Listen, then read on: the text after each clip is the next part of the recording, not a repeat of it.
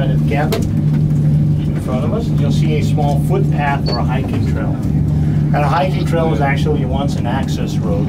We used this access road to build tower number 1 back in the 60s. Tower number 1 is 232 feet tall and it leans 18 degrees towards the city on purpose. Ladies and gentlemen, as we go over tower number 1, we will experience a slight dip and a sway. It's nothing major, just something to keep you on your toes. Make sure you're awake and say hello.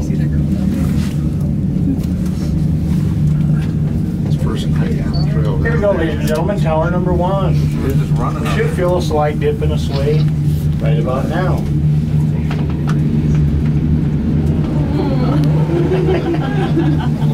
I guess everybody has their own definition of slight. Come take a look to the left-hand side of the cabin here. All the way up that hill there, you'll see a rock formation. Rock formation resembles a cannon. That, ladies and gentlemen, is Cannon Rock. Give you perspective, Cannon Rock is the size of this cabin. Take a look to the opposite side, ladies and gentlemen. Right behind me in the distance is another peak. Top of that peak is a large round boulder. That, ladies and gentlemen, is Golf Ball Rock. Once again, to give you perspective, Golf Ball Rock is 2 times the size of this cabin. Everything based on perception. Looks really small from up here, looks really, really large down below. The animals we do have on the Sandia are black bear, mountain lion, bobcat, and mule deer. Chipmunk, squirrel, porcupine, skunk, raccoon. We've also got over 200 species of birds. The red-tailed hawks have been flying low lately, and the blue jays have been hanging up on top in the foliage. Once again, ladies and gentlemen, please keep your eyes open. Folks, take a look to the left-hand side of the cabin. Left-hand side of the cabin, you'll see a small canyon. Follow that canyon up past the tree line up here in the corner. Once you pass the tree line, you'll see another rock formation. Rock formation stands straight up and down and leans northwest just a little bit. It looks like a pile of rocks, one stacked up on top of the other. And ladies and gentlemen, is Totem Pole Pinnacle. Totem Pole Pinnacle sits 7 stories high. This area here is also known as Critical Point. Called this Critical Point because it's the only point in our area they use a dynamite to blow away the rock so that the cabin could pass through in the 60s. This is Critical Point. Folks, just out of curiosity, by a raise of hand, how many of you is this your very first time on this tram? Never been here before. Cool, we have something in common. Folks, in just a couple of minutes we will arrive at tower number 2. Tower number 2 is only 80 feet tall, but what makes it significant is there were no access roads to build Tower 2. Tower 2 had to be built solely by helicopter. It took 3,000 helicopter flights to construct Tower 2. It took 5,000 helicopter flights to construct the tram as a whole, from top to bottom, including the stringing of the cables. Folks, if you have never been on this tram ride before, I have a big treat for you on the other side of Tower 2 called Big Canyon, one of the most beautiful canyons on our route. Be able to see Big Canyon from all 4 sides of the cabin. You know when we get there because the folks in the front will start oohing and ahhing. 2 really important points to make about Big Canyon. We'll discuss them as soon as we get there. In the meantime, we're on to tower number 2. Folks, take a look at all this beautiful rock up here. Looks like if somebody cut them up with a saw or a drill into blocks and then stacked them up one on top of the other. Ladies and gentlemen, this is granite, and this is what the Sandia Mountains are made of. Make a lot of countertops out of this stuff.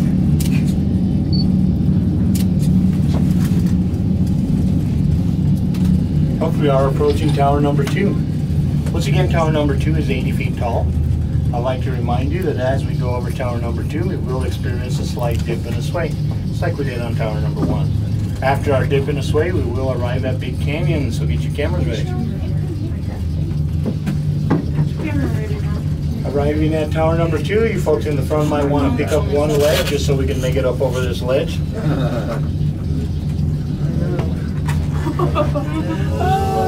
Not yet, not yet. Wait for it.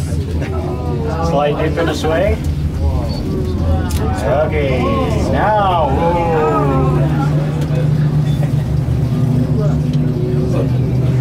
Here we go, folks. Welcome to Big Canyon. Folks, to my right-hand side, you're going to see cabin number 2. Cabin number 2 is headed down as we're headed up, and we're going to meet cabin number 2 at midpoint. Once we meet up with cabin number 2, we will be halfway towards our destination. Hopefully I got something. So everybody wave at cabin number 2. But I got something. Ladies and gentlemen, this is a really important spot for two different reasons. One is you just bought a ticket on your boarding pass that said it had a flight number. We also called you out as a flight number. Two reasons we call this a flight. Ladies and gentlemen, you are now on one of the longest free spans in the world. The tram is 2.7 miles long and only has 2 towers. You've been keeping track, we've crossed 2 towers even before we hit midpoint. That leaves us with a 1.5 mile unsupported cable span. Ladies and gentlemen, we have no more towers to get in our way, just a 1.5 miles of cable. Another reason it's called a flight is go ahead and take a look down. Ladies and gentlemen, you are now almost 1,000 feet in the air. For those of you that are more adventurous, that's about 100 feet high. That's about 100 stories high, or 7.9 seconds down, just in case you're wondering. Ladies and gentlemen, the beautiful Sandias are made of granite. The granite is 1,350 million years old. It's capped with limestone. The limestone is 250 million years old. Inside the limestone, there are fossils of sea creatures. This was one at the bottom of a seafloor bed. Tons of things to do here year-round. We have skiing, snowboarding, and snowshoeing in the wintertime. Hiking, backpacking, sightseeing, hang gliding, and rock climbing in the summertime.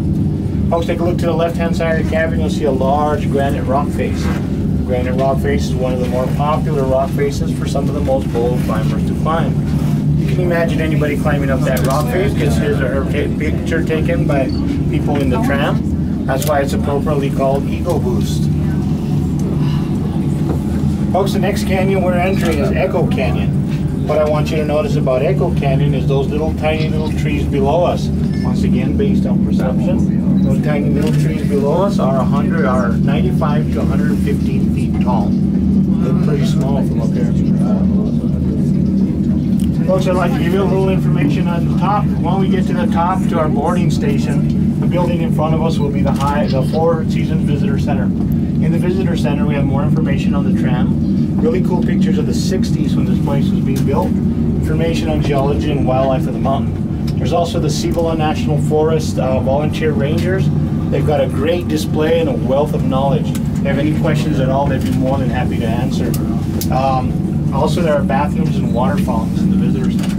Stick to the left-hand side, and the deck will take you over to the High Finance restaurant. High Finance serves delicious lunch, good appetizers, and nice stiff drinks, and that's what you need to help you get down at the end of the day. Ladies and gentlemen, the cabin does leave every 15 to 30 minutes. You don't have to be in the next one. You can take anyone you like down. Enjoy the cool weather, have a bite to eat later on, or go for a hike. When you're ready to come back down, you do need your boarding passes to get back on the tram. Do not lose them. If you lose them, it is a long hike down. Well, the next canyon we're getting into is called TWA Canyon. It's called TWA Canyon because we had a plane crash here in 1955. A TWA 404 flying from Albuquerque to Santa Fe got lost in weather and had instrument failure. They ended up crashing into this ravine right below us. There was 16 fatalities, no survivors. Bodies had to be pulled out by mule train. It was the winter of 1955. It's TWA Canyon. Take a look to the top of TWA Canyon, as high up as you can go and as far out as you can go. There you'll see a limestone ridge. Follow the limestone ridge to its highest point. There you'll see a small stone square cabin. That, ladies and gentlemen, is Tijuana's cabin. Tijuana's cabin was built in 1933 by the Conservation Corps. It was built as shelter for hikers and skiers in the wintertime.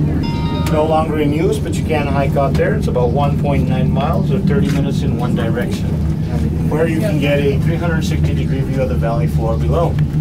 Ladies and gentlemen, on a beautiful clear day on top of the Sandias, you can see almost 200 miles in every direction.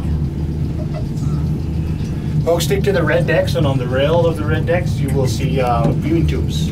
Stick to these viewing tubes, and they point to specific places in New Mexico, like Mount Taylor or El Cabezon, or Wheeler Peak out in Taos.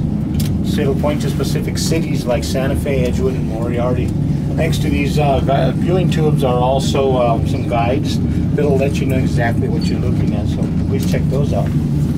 Just a few seconds, we'll arrive at the top, and we will almost have climbed 4,000 feet and crossed 4 life zones in under 15 minutes. Start off at the Sonoran Desert Zone. We're going to end up at the Hudsonia Zone, high alpine environment. conditions there are different in that it's about 10 to 15 degrees cooler.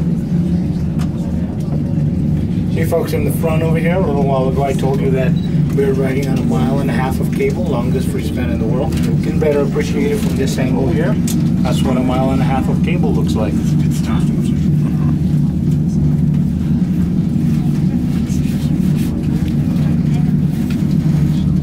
Ladies and gentlemen, as we get into our docking station, we may or may not come in with a little bit of a swing. If we do, we're going to feel a rough bump on the way in, and I'll let you know exactly when that's about to take place.